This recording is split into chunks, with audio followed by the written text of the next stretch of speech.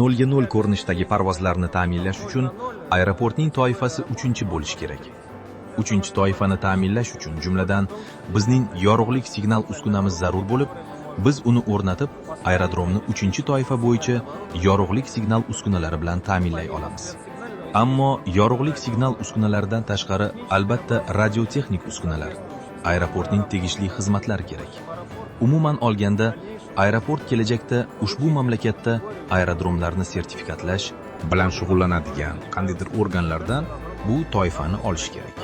Bizning kompaniyamiz murakkab ob-havo sharoitida parvozlarni ta'minlaydigan 3-toifali yorug'lik signal uskunalarini yetkazib berishga tayyor.